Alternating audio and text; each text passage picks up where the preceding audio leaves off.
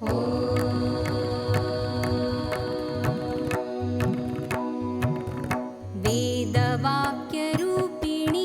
शास्त्रकाव्यकामिनी सुजनवृत्तिधारणादिसंस्कृतिप्रदायिनी शिवे संस्कृते वाग्देवते वन्दे जगज्जननी वन्दे जगज्जननी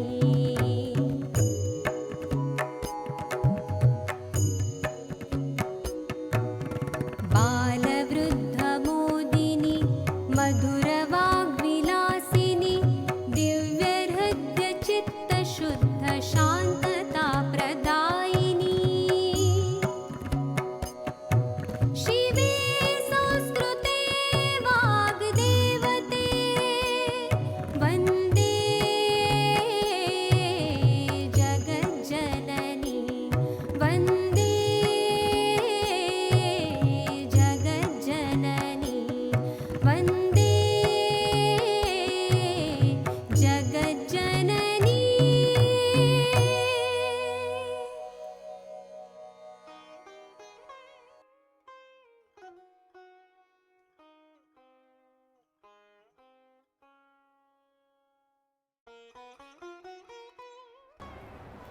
नमो नमः. नमो नमः.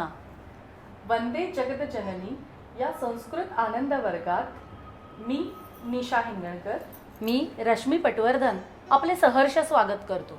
सर्वेषां हार्दं स्वागतम्. पृथिव्यां त्रीणि रत्नानि जलमन्नं सुभाषितं मूढैः पाषाणखण्डेषु रत्नसंज्ञा विधीयते. अर्थात या पृथ्वीवर अन्न, पाणी आणि सुभाषित ही 3 रत्न आहे. पण आपण माणसं मात्र दगडाच्या तुकड्यांनाच रत्न असे नाव देतो. बरोबर आहे. सुभाषितम शोभनं भाषितम इति सुभाषितम. सु म्हणजे चांगले आणि भाष म्हणजे बोलणे. ज्यामध्ये चांगले बोलले जाते त्याला आपण सुभाषित असे म्हणतो. अशी ही सुभाषितं काही उपदेशपर असतात, तर काही वेळेला काही सुभाषितांमध्ये एखाद्या घटनेचे वर्णन करणारी असतात, तर काही वेळेला या सुभाषितांमधून विनोदाचा शिडकावही होतो. विनोदावरून मला जुन्या अभ्यासक्रमातील एक विनोदी सुभाषित आठवतंय. उष्ट्राणां च गृहे लग्नं गर्दभामन्त्रपाठकाः परस्परं प्रशंसन्ति अहो रूपं महो ध्वनिः. म्हणजे उष्ट्र म्हणजेच उंट. उंटांच्या घरी लग्नकार्य आहे आणि तेथे गर्दभ म्हणजे गाढव हे मंत्रपठणासाठी गेलेले आहे. तेव्हा ते एकमेकांची प्रशंसा करताना म्हणतात, म्हणजेच गाढव उंटानं म्हणतात, आहाहा काय हे सुंदर रूप, आणि उंट गाढवानं म्हणतात, आहाहा किती हा गोड आवाज. एतेषां सर्वेषां सुभाषितानां वैशिष्ट्यम् इत्युक्ते कतिचन पंक्तीषु संपूर्णः विचारः दीयते. अशा या सुभाषितांना अन्य कुठल्याही स्पष्टीकरणाची गरजच भासत नाही. अन्नदानं परं दानं विद्यादानं अतः परं अन्नेन क्षणिका तृप्तिः यावज्जीवनं च विद्यया. अर्थात अन्नदान करणे हे श्रेष्ठ दान तर आहेच, पण विद्यादान हे त्याहूनही श्रेष्ठ आहे. अन्नाने क्षणिक तृप्ती होते, पण विद्यादानाने मात्र आजीवन माणसाची तृप्ती होते. यथा मराठी भाषायां सुविचाराः सन्ति तथैव संस्कृत भाषायां सुभाषितानि सन्ति. काही वेळेला ही सुभाषितं स्वतंत्रपणे रचलेली असतात, तर काही वेळा अनेक कवींनी आपल्या काव्यांमध्ये, नाटकांमध्ये 3-4 ओळींमध्ये मांडलेले परिपूर्ण विचार त्या श्लोकांना सुभाषितांचा दर्जा प्राप्त होतो. आणि मग विशिष्ट कलाकृतीतील ही सुभाषिते किंवा श्लोक सुभाषित संग्रहांमध्ये समाविष्ट केले जातात. सुभाषित निर्मितीच्या हेतूने रचल्या गेलेल्या काव्यपंक्तीखेरीज कालिदास, भारवी, माघ, भवभूती इत्यादी श्रेष्ठ संस्कृत साहित्यकांच्या लेखनातून अत्यंत वैविध्यपूर्ण आणि मनोवेधक अशी सुभाषिते आढळतात. संस्कृत साहित्यात अशा या ऐतिहासिक आणि मनोवेधक सुभाषितांचा सुभाषित संग्रह केला जातो आणि या सुभाषित संग्रहांमध्ये कवींद्र वचन समुच्चय हा सुभाषित संग्रह अत्यंत प्राचीन मानला जातो. अशा प्रकारे सुभाषितांचे संग्रह आपल्या साहित्यात विपुल प्रमाणात आढळतात. उदाहरण द्यायचे झाले तर विद्याकरांचे सुभाषित रत्नकोश, वल्लभांची सुभाषितावली, श्रीधरांची सदुक्तिकामृत, जल्हाणांची सुक्तिमुक्तावली आणि भर्तृहरीचे नीतिशतकम. साहित्य गुणांनी ही सुभाषित समृद्ध आहेतच. चार पुरुषार्थ, षड्रिपू, नवरस यासारखे विषय या सुभाषितात येतात. पण त्याही बरोबर उपदेश, विनोद, प्रहेलिका, कूटप्रश्न, समस्यापूर्तीही, चरणपूर्तीही, शब्दक्रीडा इत्यादी विषयांचाही सुभाषितांमध्ये समावेश होतो. या साहित्य प्रकारांपैकी किंवा सुभाषित प्रकारांपैकी कूटप्रश्न हा बहुधा मुलांचा आवडता प्रकार असावा. कारण कूट म्हणजे कोड आणि अशी ही कोडी प्रयत्नपूर्वक सोडवणं मुलांना खूपच आवडतं. या कोड्याचे एक सुभाषित उदाहरण म्हणून आपण पाहूया. एक चक्षुर्न काकोयम बिलमिच्छन्न पन्नगः क्षीयते वर्धते चैव न समुद्रो न चंद्रमाः. एक चक्षुः अस्ति परंतु काकः नास्ति. एकच डोळा आहे परंतु कावळा नाही. बिलम इच्छन्ति परंतु पन्नगः अपि नास्ति. बिळाची इच्छा करतो परंतु सर्प नाही. क्षयः भवति वृद्धिरपि भवति परंतु समुद्रः नास्ति चंद्रमा अपि नास्ति. कमी होतो आणि वाढतो परंतु तो चंद्रही नाही आणि समुद्रही नाही. बरं का मंडळी, ओळखलत का या कोड्याचं उत्तर? अगदी बरोबर, सुई. एका सुभाषितात जेव्हा एकाच शब्दाकरिता दोन वेगवेगळे समास येतात तेव्हा काय गंमत होती ते बघा. अहं च त्वं च राजेंद्र लोकनाथावुभावपि बहुब्रीहिर् अहं राजन् षष्टी तत्पुरुषो भवान. अर्थात या श्लोकामध्ये एक भिक्षुक राजाला म्हणतोय, हे राजा, तू आणि मी आपण दोघेही लोकनाथच आहोत. फक्त फरक इतकाच की मी बहुब्रीही आहे आणि तू षष्टी तत्पुरुष. म्हणजेच संस्कृतामध्ये लोकनाथ या शब्दाचा विग्रह जर आपण बहुब्रीही या समासाने करायला गेलो तर असा होतो लोकनाथः यस्य सः. म्हणजे लोक किंवा प्रजा ज्याची स्वामी आहे असा जो तो भिक्षुक. आणि षष्टी तत्पुरुष या समासाने जर लोकनाथ या शब्दाचा विग्रह करायला गेलो तर लोकस्य नाथः म्हणजेच लोकांचा स्वामी असा जो तो राजा. काय गंमत आहे ना. लोकनाथ हा शब्द एकच परंतु समास विग्रहाने अर्थ बदल करून सुभाषितकाराने काय सुंदर सुभाषित रचले. पूर्वीच्या काळी राजे महाराजे आपल्या दरबारातील कलावंतांना असाच एखादा चरण देत असत आणि त्यावर काव्य करायला सांगत असत. याला समस्यापूर्ती असे म्हणतात. म्हणजेच काय तर सुभाषिताचा चौथा चरण दिला जाईल आणि त्यावरून कवीने पहिली 3 चरणं रचायची. एकदा भोजराजाने अशीच एक समस्या दिली होती. मृगात सिंह पलायते. मृग म्हणजे हरिण आणि हरणापासून सिंह पळतो. आता या समस्येवर एका कवीने फार सुंदर असे सुभाषित रचले. असमाने समानत्वं भविता कलहे मम इति मत्वा ध्रुवं मानी मृगात सिंह पलायते.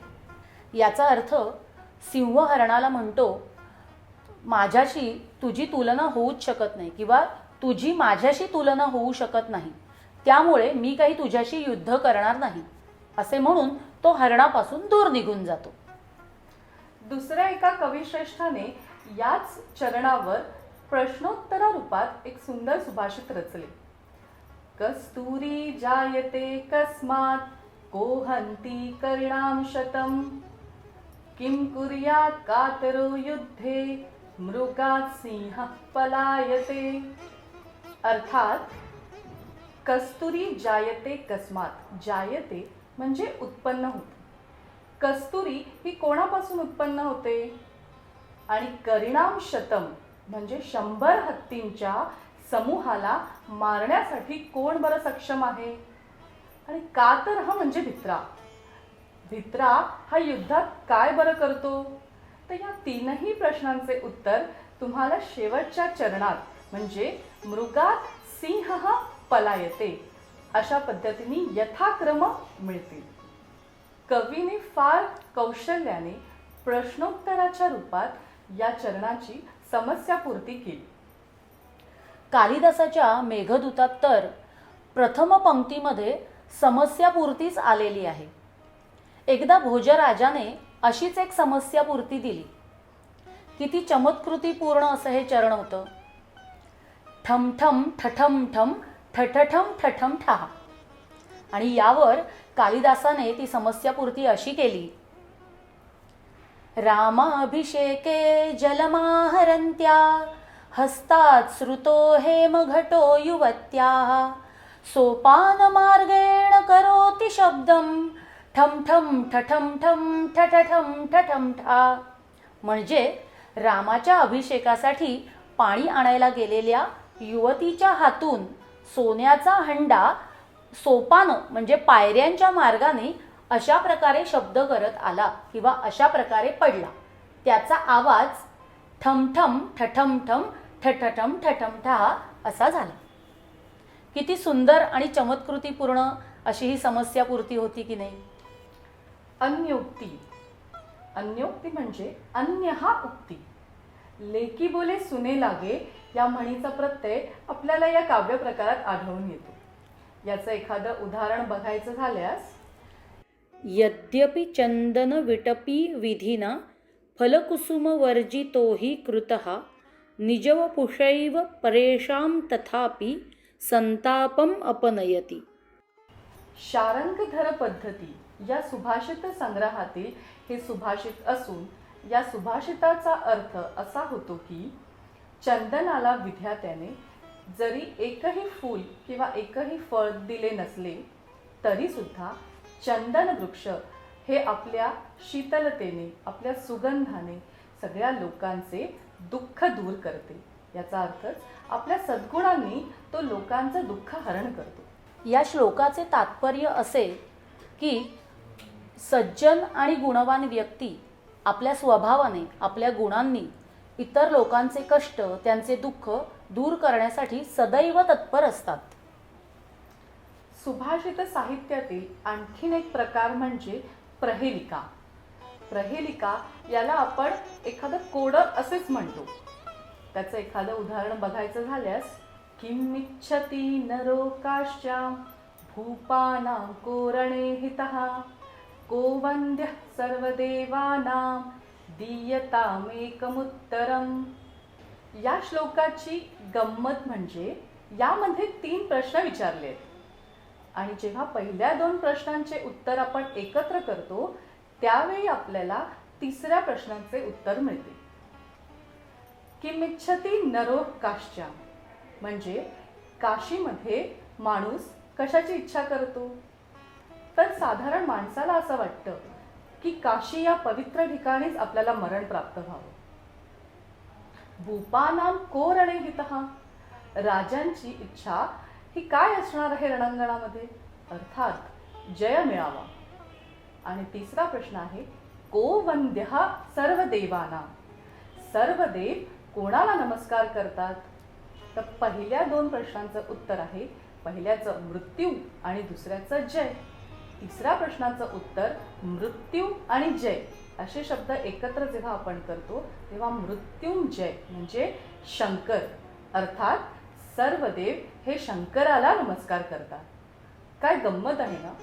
प्रश्न 3 पण 2 प्रश्नांचे उत्तर जेव्हा एकत्र केले जातं तेव्हाच आपल्याला तिसऱ्या प्रश्नाचं उत्तर मिळतं. काय ही सुंदर काव्यरचना कवीने केलेली आहे. असेच आणखीन एक सुभाषित मला आठवते, ज्याच्यामध्ये शब्दाची विसंगती किंवा शब्दाची फोड केल्यानंतर कसा अर्थबदल होतो हे आपल्याला पाहावयास मिळते. ते सुभाषित असे: 19 स्त्रीणां स्नानार्थं सरयुं गता 20 पुनरायाता एको व्याघ्रेण भक्षितः. या सुभाषिताचा शब्दशः अर्थ असा होतो की 19 म्हणजे 19 स्त्रिया शरयू नदीवर स्नानासाठी गेल्या.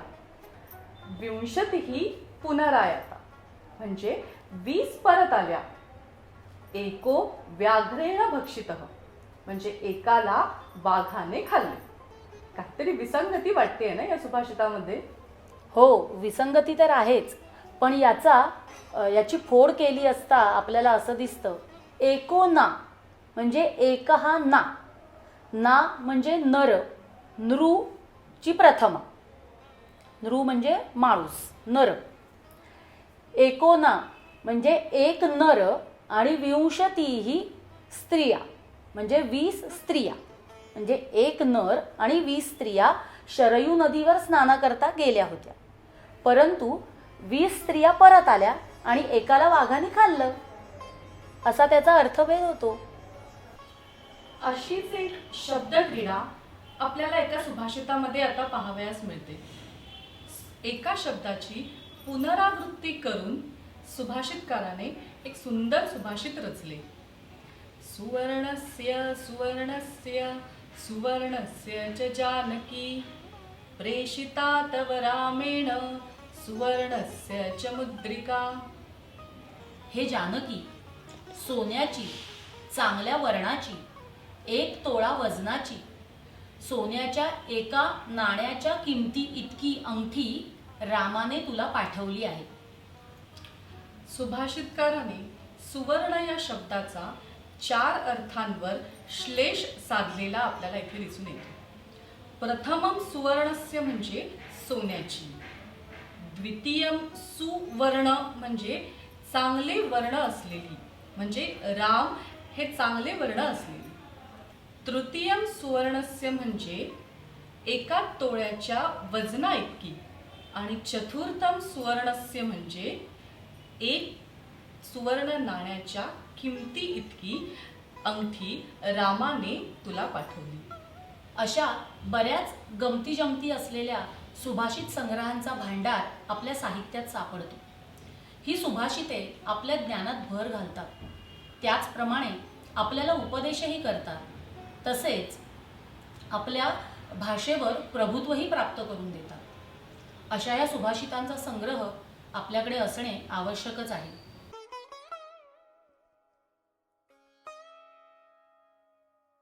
रसिकांनो, आजच्या या भागात आपण बरेच सुभाषितांचे प्रकार पाहिले.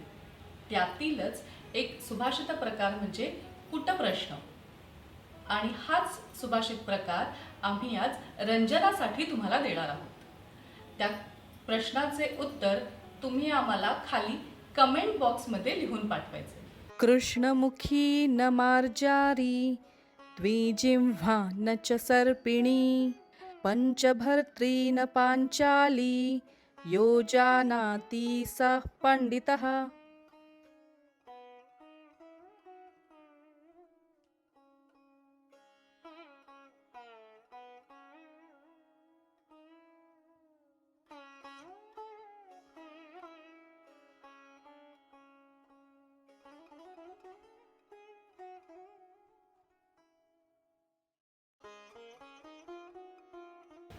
आजच्या या भागाची सांगता आपण आता शांती मंत्राने करणार आहोत.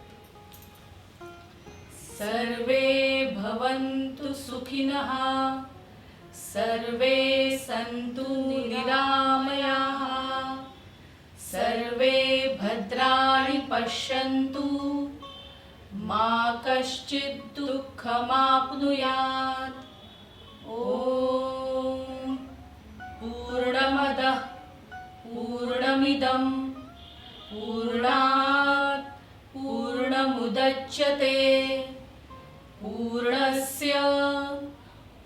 पूर्णमादाय पूर्णमेवावशिष्यते.